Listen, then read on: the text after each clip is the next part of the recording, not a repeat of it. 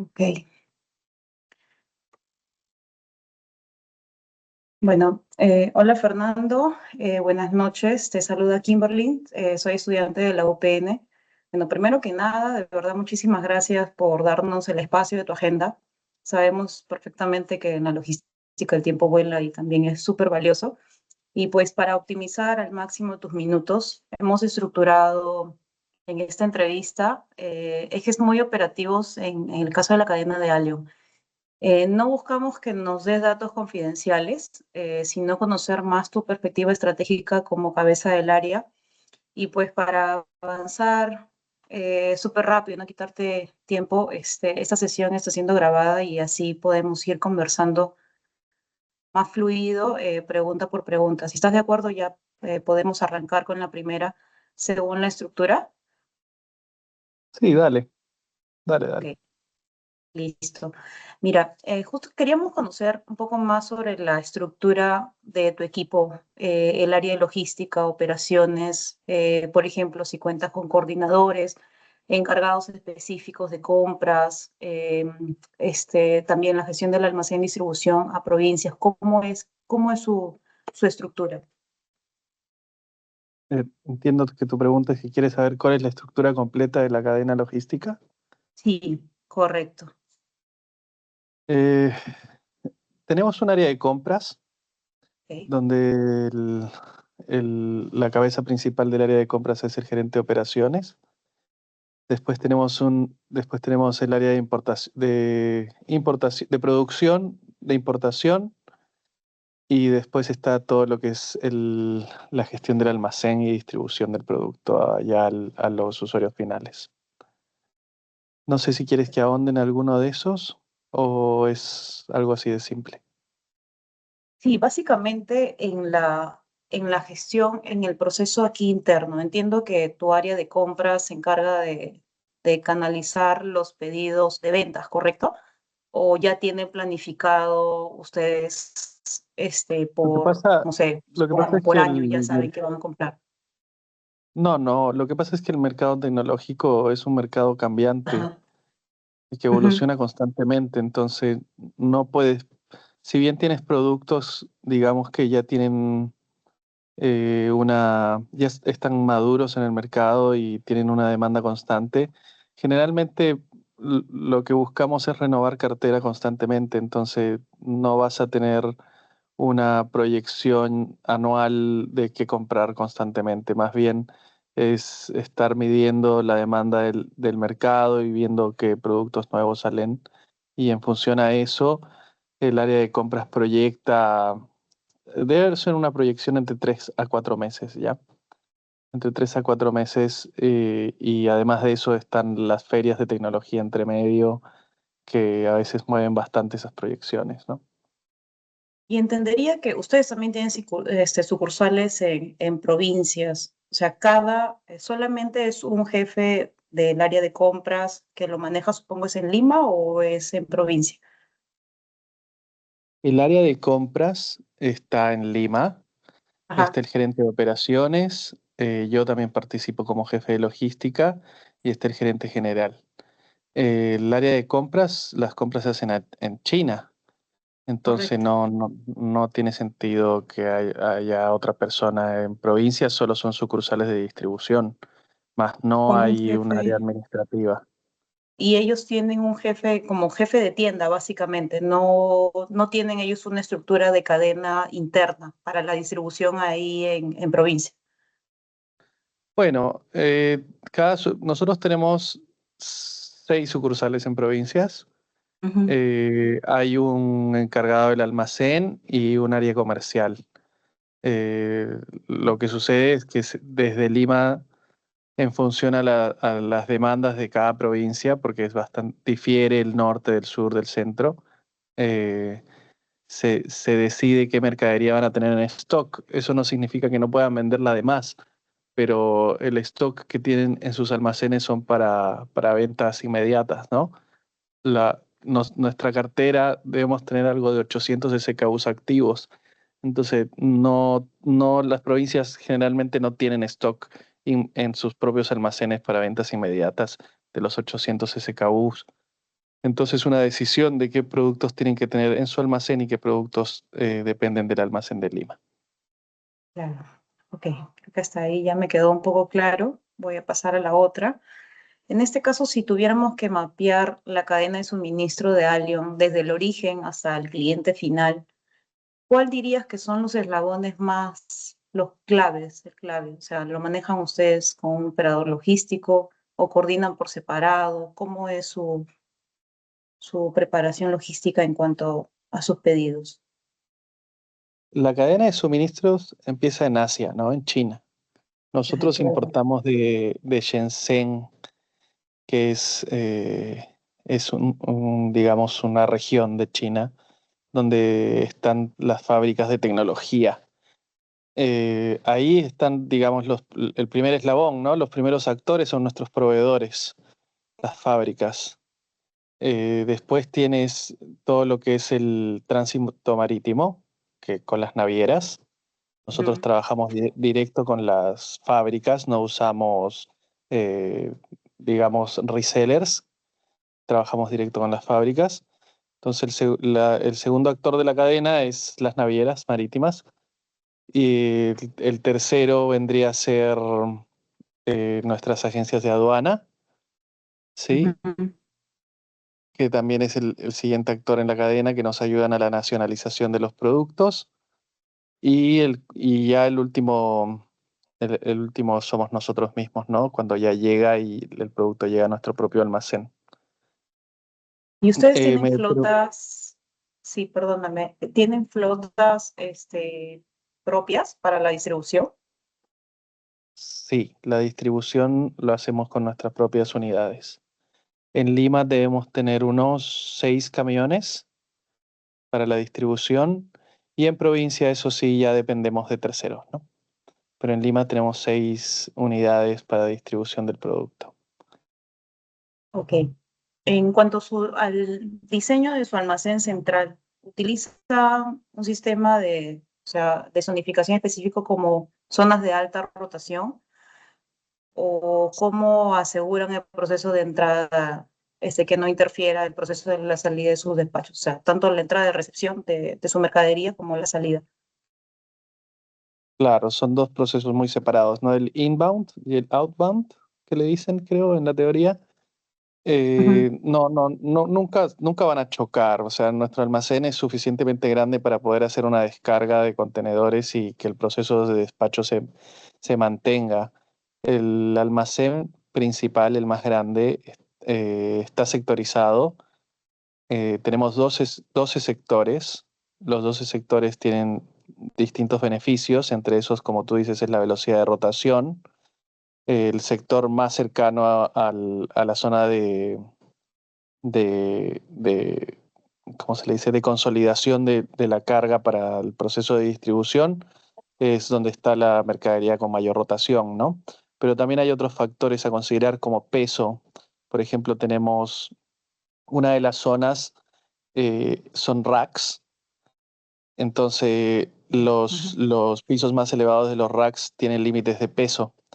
Entonces no solamente tu factor a considerar es la rotación del producto, sino que hay otros factores como peso de las cajas, Ujú. también puede ser facilidad de llegada, facilidad del retiro de la carga, ¿no?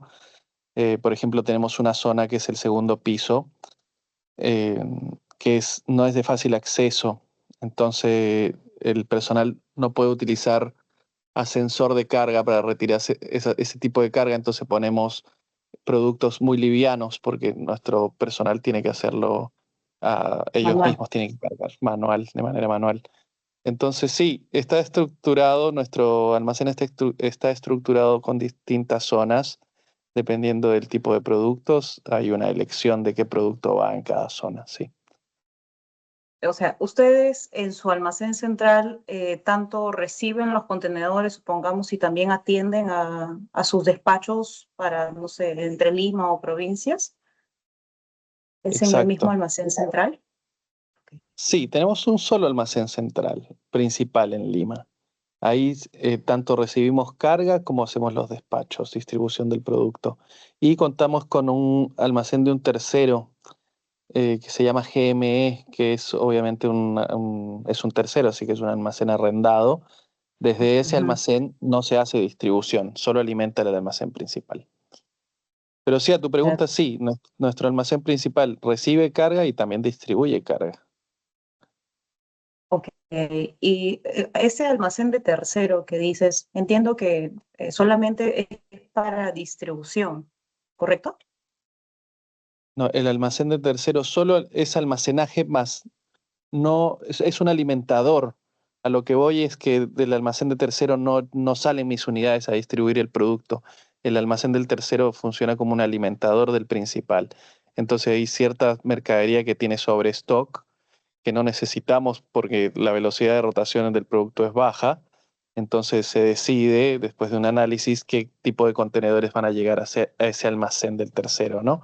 Una vez que la carga ya vemos que el stock lo tenemos para 2 semanas, empieza a alimentar este almacén del tercero, el principal. No se distribuye, no es un punto de distribución, solo es un alimentador. Listo. ¿Y bajo qué criterios o proyecciones de demanda planifican los volúmenes de compra con sus proveedores de China? ¿O con cuánta anticipación pueden colocar las órdenes? Considerando los tiempos de tránsito, ¿no? Claro. Claro, tú tienes un lead time más o menos de entre producción y llegada de la mercadería más o menos de entre 90 a 120 días, ¿no? Porque una vez puesta la orden de compra, normalmente las fábricas se demoran 30, 45 días en producirlo. Y después el flete también se demora entre 30 a 45. Entonces, si ahí tienes unos 90 días, agrégale un margen de error y es en realidad entre 100, 110 días una vez pones la orden de compra. El área de compras hace un forecasting, hace una proyección de la demanda. No es un forecasting muy avanzado. Sabemos que hay técnicas de forecasting donde un forecasting normal debería estar el área comercial, un gerente comercial, un gerente de compras, ¿no? Que esté metido en toda la logística. Y los más avanzados también tienen en cuenta al área de marketing. Eh, lo que uno espera es que no solamente reacciones a la demanda del mercado, sino que también puedas influenciar en la demanda del mercado. Pero al momento la empresa Alion en la que trabajo no tiene en cuenta el área de marketing y publicidad en su forecasting. Entonces, básicamente nosotros solo reaccionamos a la demanda del mercado, más no tenemos muchas herramientas para influenciar en esta. Entiendo. ¿Y qué Incoterms ustedes más usan? O sea, estamos entre POP, sí, porque entiendo que más manejan marítimo por el tema del volumen de carga. ¿Cuáles han sido usualmente sus desafíos más complicados con los proveedores que hayas tenido? El Incoterm que se utiliza siempre es el FOB, ¿ya? POP, ok. Sí, sí, sí, FOB. Y para temas de impuestos y derechos ante SUNAT es el CIF, ¿no? Porque se calcula en base a tu CIF. Eh, y la segunda pregunta que me haces es, ¿cuáles son los desafíos que hemos tenido con las fábricas? Sí, ¿qué has podido enfrentar con tus proveedores, ¿no? O sea, podemos hablar de calidad, los cumplimientos de tiempo, si has tenido ese tipo de problemas, tal vez. Mira, que uno hace una revisión antes de poner una orden de compra de que con qué fábrica estás trabajando, ¿no? Ujú. Normalmente no, si bien pueden haber errores, son mínimos, son mínimos. Nosotros hacemos, una vez que empezamos a trabajar con una fábrica nueva, se envía un servicio de calidad, un servicio con una empresa tercera que está allá en China, que te hacen una inspección de calidad del lote producido. Entonces, normalmente no tenemos muchos problemas de calidad. Además, tienes que tener un proceso de producción más bien riguroso, desde el diseño del producto, cajas, hasta la calidad final del producto, ¿no? Entonces, si llevas un control adecuado, si utilizas las herramientas que existen, en realidad no deberías tener muchos, muchos sobresaltos o inconvenientes con la calidad final de tu producto. Y además las fábricas chinas también lo tienen bien claro, ¿no? O sea, el nivel de capacidad de producción en China es bastante alto. Entonces ellos te dicen desde el principio si quieres el producto A, B o C o D, ¿no? O sea, desde un producto de entrada que una calidad baja, un precio muy bajo, hasta un producto high-end con una calidad mucho más alta, pero también que ya no compite en precio, sino que compite en calidad. Entonces tienes que conocer a tu mercado, tienes que saber utilizar las herramientas y es muy difícil que tengas grandes inconvenientes con la calidad de tu producto si lo sabes llevar bien.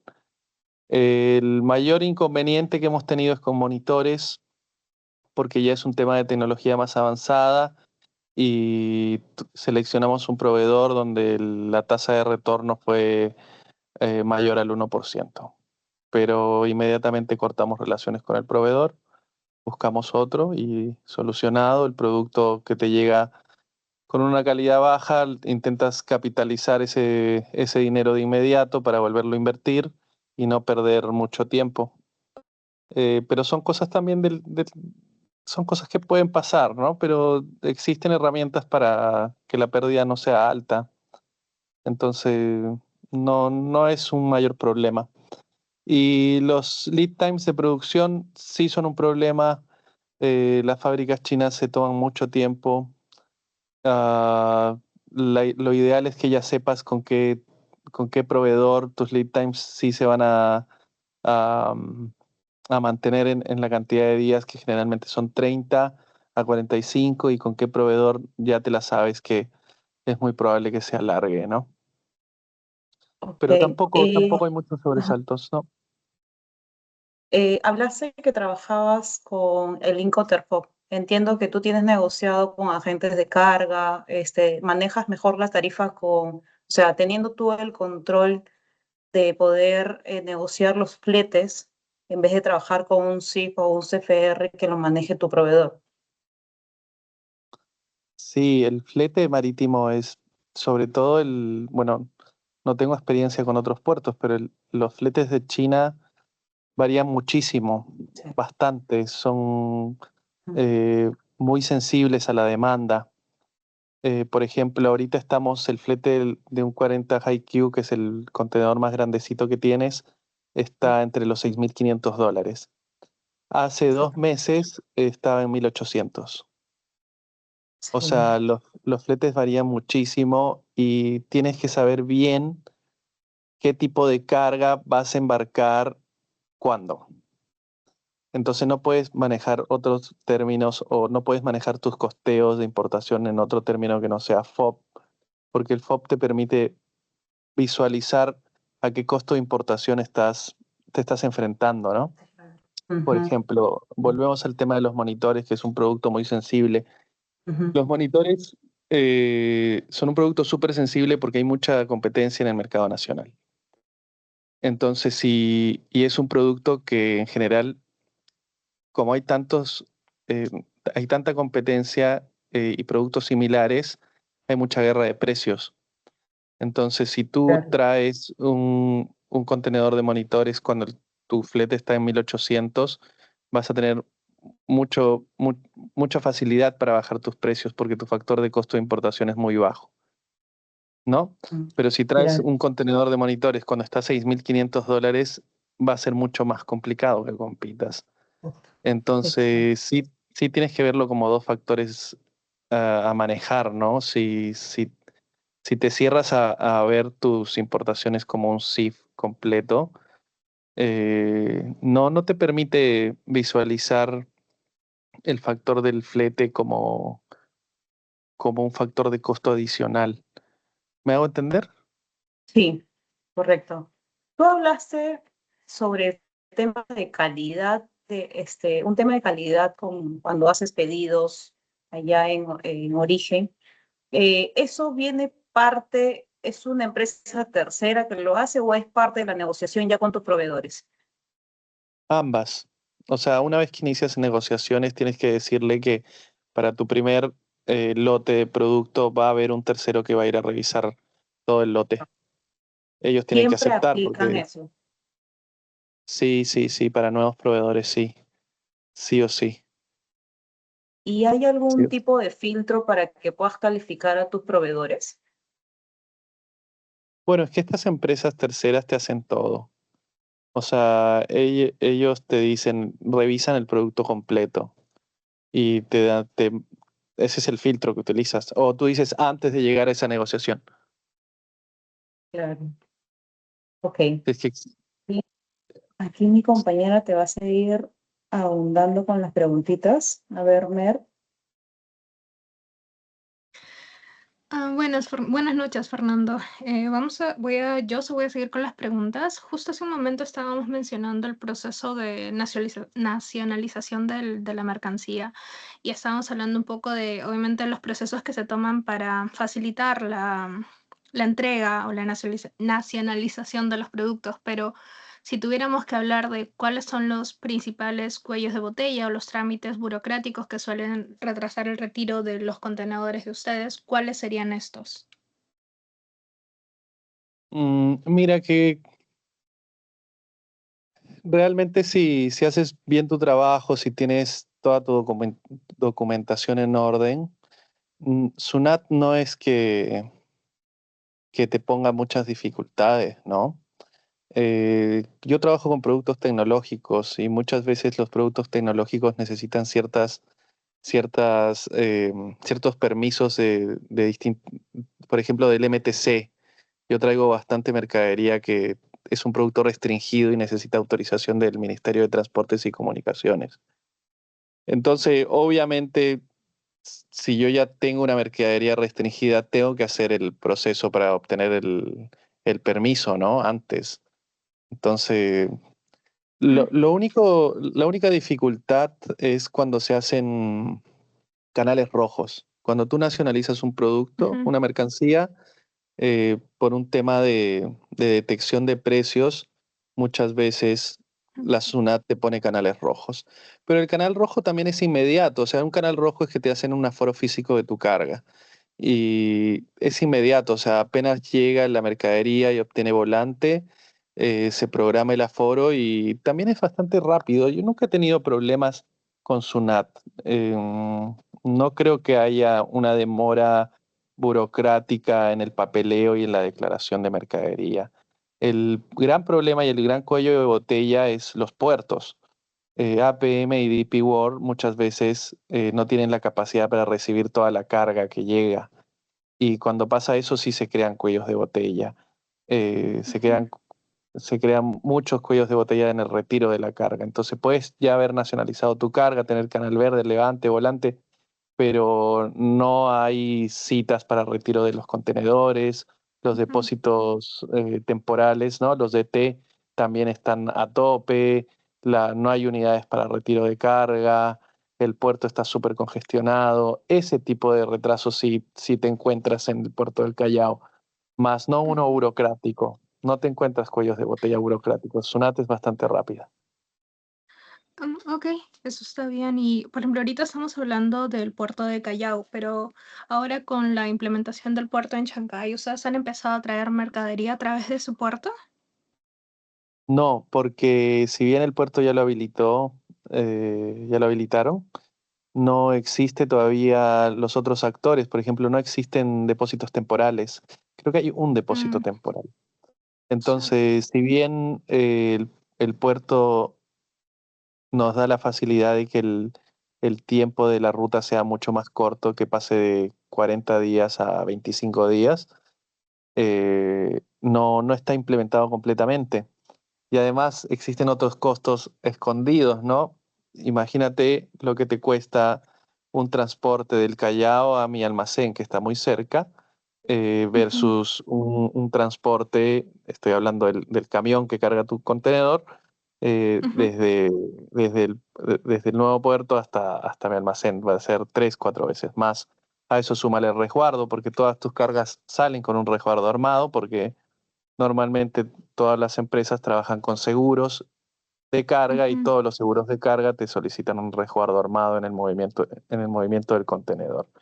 Entonces, cuando Ujú, nosotros hemos hecho unas sumas y restas para ver si nos conviene trabajar con el puerto de Chancay, al final no nos conviene. ujú. El lead time que te ahorras de 10 días, 15 días, no termina siendo más relevante que todo el costo que tienes que asumir De porque tu transporte. carga llegue a ese puerto. Sí, Ujú. Ok, así que eso. sí, todo tiene sentido en realidad. Se tiene que considerar la distancia, el traslado, la seguridad, todo lo que mencionas. Y un poco también retomando uno de los temas anteriores, se estaba hablando de los productos de alto valor que ustedes traen, o, perdón, que ustedes importan, y obviamente la fragilidad que muchos de estos tienen, ya sea, por ejemplo, monitores, ¿no? El caso de las pantallas o de algunos componentes electrónicos. Eh, Se había hablado un poco sobre la garantía, pero ahora quisiéramos saber cómo está diseñado el almacén central para mitigar estos daños y riesgos, perdón, riesgos de daños, las mermas o los robos que puede haber dentro. Mira, robos no tenemos, felizmente. De todas maneras, Ujú, toda nuestra carga está asegurada, nuestro almacén está asegurado ante cualquier situación, ujú, pero nuestro control de seguridad es muy estricto, nunca tenemos robos. Mermas hay, mermas son parte de, ujú, am, como tú dices, muchas veces nosotros tenemos productos, sobre todo nuestros gabinetes tienen vidrio templado. ujú, Y cuando hay un sobreapilamiento, las cajas de la base pueden tener algún tipo de rotura o el mismo case se puede romper el vidrio. Sí, existe, ujú, pasa. Eh, Hasta en la misma descarga, las cuadrillas de descarga pueden tener un mal manejo de la carga y pueden romper cosas. ¿Qué es lo que hacemos para mitigar las mermas? Es un buen manejo, ¿no? O sea, ujú, tener a nuestro personal instruido de cómo se tiene que apilar la mercadería, hasta dónde se tiene que apilar, cómo se debe hacer la descarga y la carga de los productos antes de su distribución. Nuestras mermas no son altas, son bastante bajas. De todas ujú, maneras, no es que se rompe y perdemos el producto, hay un proceso de liquidación de productos mermados, entonces finalmente todo lo vuelves a capitalizar de alguna manera, ¿no? ujú. Claro. Y ahora si hablamos del aspecto tecnológico, ¿cuáles son las herramientas o los softwares que ustedes utilizan? Si hay algún ERP o, perdón, perdón, ERP o WMS específico que ustedes utilizan, ya sea para controlar el stock de sus múltiples SKUs o cuán confiable también es la precisión del inventario actual que manejan. Nosotros hacemos inventarios rotativos porque tenemos demasiada mercadería y demasiados SKUs. Entonces no puedes paralizar, porque si quieres hacer una toma de inventario común y corriente, tienes que paralizar tu actividad, ¿no? Y eso es imposible. Entonces nosotros hacemos inventarios rotativos. Los inventarios rotativos es que a medida que pasa el tiempo, tú vas seleccionando sectores o líneas de producto para hacer el inventario. Entonces el inventario va avanzando a medida que va pasando el tiempo. Esa es nuestra forma de Ujú. hacer inventario. No tenemos grandes pérdidas. ¿Cuál era tu pregunta? Perdón, se me olvidó. ¿Cómo manejamos? Ah, el ERP. Tenemos un Sí. ERP que es de Ujú, Fontana. Es un buen ERP porque trabaja en la nube, no requiere hardware de instalación, entonces yo puedo entrar al ERP desde mi celular. El ERP ujú, sí te ordena bastante todo, ¿no? Te da bastantes reportes, pero muchas veces no son suficientes. Entonces, nosotros manejamos reportes con herramientas de Google.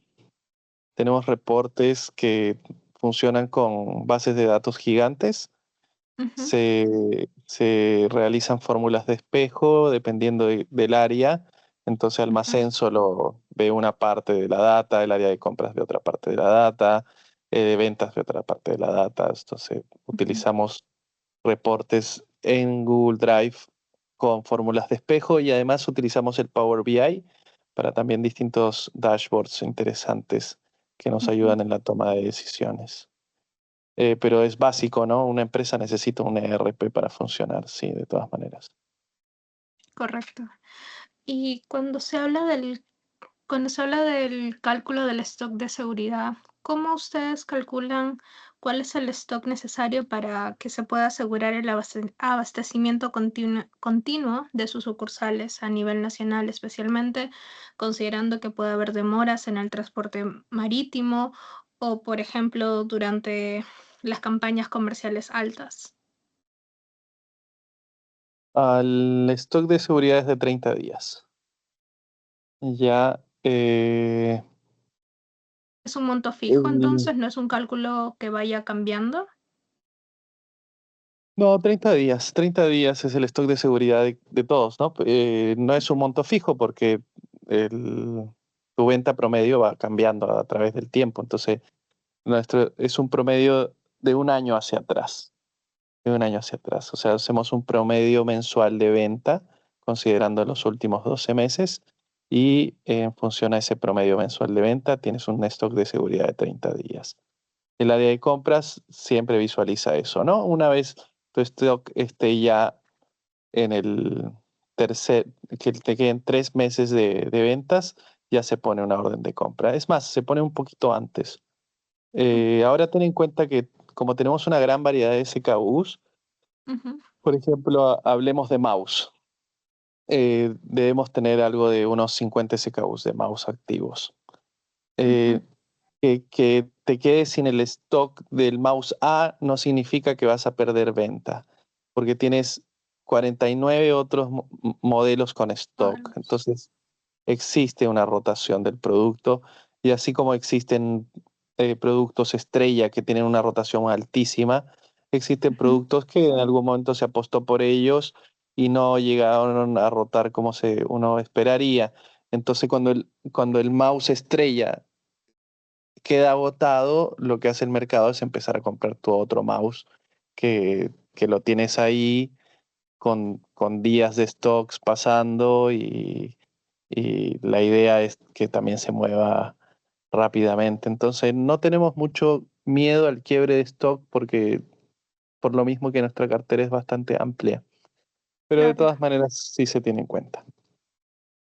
Ok, entendido. Ahora vamos a pasar a la siguiente compañera, Bárbara. Ella le va a hacer las últimas preguntas. Por favor, Barbie. ¿Qué tal? Muy buenas noches. ¿Qué tal, Fernando? Mi nombre es Bárbara Estefany Cáceres. En esta oportunidad, las preguntas que yo estaría realizando sería con el tema de gestión de transporte. Nos comentabas en antes que su sede central está aquí en Lima, donde a veces el tránsito suele ser bastante congestionado. Desde su experiencia, ¿han tenido dificultades durante las operaciones de carga y descarga de mercadería? ¿Existen restricciones de horarios, problemas de acceso o sobrecostos que afecten esas actividades? Sí, claro que sí. Los contenedores tienen que salir en la mañana, entre las 8 y las 12 del mediodía. Son los horarios de salida de carga. Posterior a eso es peligroso, no nos gusta mover carga después de eso, además de que te enfrentas a una mayor afluencia en el tráfico, también te expones más y no es la idea exponerse a robos, ¿no? Independiente de que nuestra carga está asegurada y con resguardos armados, no es la idea exponerse. Cuando mueves una carga muy tarde, te expones a sobrecostos, claro, porque los almacenes de vacíos trabajan hasta cierta hora y si tú devuelves un vacío pasada una hora, tienes que pagar un servicio extraordinario, entonces te expones también a sobrecostos. Todos nuestros contenedores, como te digo, se mueven entre 8 de la mañana y 12 del mediodía. No Entiendo. recuerdo, ¿había otra pregunta? No recuerdo. Claro, en ese tema sí, en todo caso, esas serían como unas medidas que han implementado para reducir el impacto de esas dificultades, ¿correcto? Sí, el retiro de carga es primordial mover en la mañana, es Ujú. primordial. Además de que eh, puedes contar con la mercadería para la distribución en el transcurso del día, ¿no? No es recomendable mover en la tarde-noche, solo lo hemos hecho cuando es un producto que ha tenido una preventa y el área comercial necesita inmediatamente el producto en nuestro almacén, pero si no hay una presión comercial atrás de una preventa, nos ceñimos a estas instrucciones, ¿no? Estos son como que de alguna forma como una regla que siempre hay que cumplir. Entiendo, comprendo. En todo caso, en la cuestión respecto a la logística y devoluciones de productos, con respecto a los productos tecnológicos, ¿es normal que se presenten devoluciones por fallas o garantías? ¿Podrías explicarnos cómo es el proceso que se sigue, en este caso de la empresa, cuando el cliente mayorista o una sucursal en provincias devuelve un producto defectuoso? Es normal, es muy normal que exista RMA, ¿no? Retorno de producto. Tenemos tenemos áreas de servicio técnico. Lo ideal es que no pierdas el producto ni la venta. Sí existe un delay considerable. Y si el producto no hay forma de que se arregle, se hace un cambio por un producto nuevo. Esto asumo que tu pregunta va desde la parte logística, cómo afecta a mi área de distribución, porque mi misma área que distribuye mi producto es la que recoge el producto malogrado. Es un dolor de cabeza porque normalmente representa mucho tiempo, un costo muy alto, estar retirando carga malograda y que no produce una ganancia para la empresa.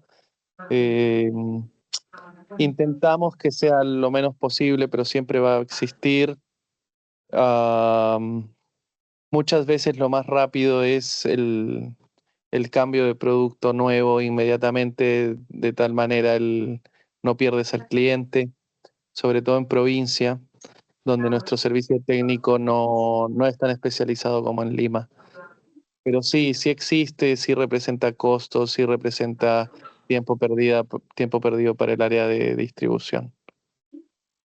Comprendo. ¿Esa revisión de los productos siempre suelen hacerse directamente a la central o también lo hacen en sus almacenes que tienen en provincia? Perdón, el área de servicio técnico, ¿cuál es tu pregunta? No escuché bien. La revisión de los productos, cuando detectan productos dañados, usualmente lo suelen hacer en su sucursal principal o también puede ocurrir en sus distribuciones en provincia. Claro, cuando alguien te entrega un producto en mal estado, se tiene que realizar la revisión, ¿no? Ya sea en provincia o en Lima. O sea, la persona encargada de recibir el producto en mal estado tiene que hacer una revisión. Al menos que sea un tema ya más delicado, que la persona que lo recibe no tiene la forma de poder corroborar el mal estado. En todos los otros casos sí se hace en cada sucursal. El tema que tenemos es que el área de servicio técnico especializado, que puede ver temas de chips, puede ver temas de voltaje, está en Lima. Entonces, nuestras áreas de servicio técnico en sucursales no son tan especializadas. Entonces, lo que hacemos ahí es inmediatamente en provincias realizar un cambio del producto por uno nuevo, de tal manera no tener que enfrentar pérdidas del cliente, ¿no? Porque cuando a un cliente le demoras mucho en devolver un producto por garantía, puedes perder al cliente. O también costos de mandar el producto hasta Lima para su revisión. Y lo que hacemos normalmente es liquidar el producto, liquidar a un precio muy bajo o revender de alguna forma.